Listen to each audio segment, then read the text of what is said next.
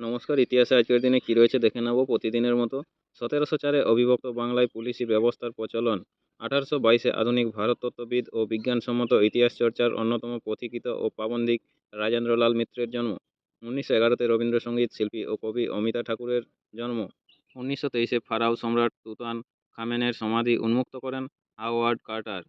1930-এ যুক্তরাষ্ট্রের নামকরা কোম্পানি ডুপন্টের গবেষণাগারে প্রথম নাইলন তৈরি হয়।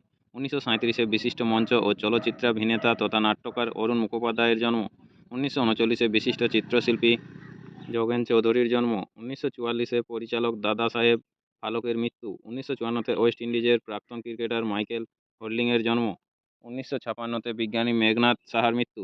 1959-এ মার্কিন টেনিস খেলোয়াড় জন ম্যাকেনরোর জন্ম।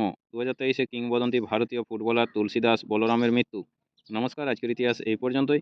পরের ইতিহাসটি পেতে চ্যানেলটিতে সাবস্ক্রাইব করে পাশে থাকা বেল আইকনটি অল করে রাখুন। সবাই ভালো থাকুন, সুস্থ থাকুন।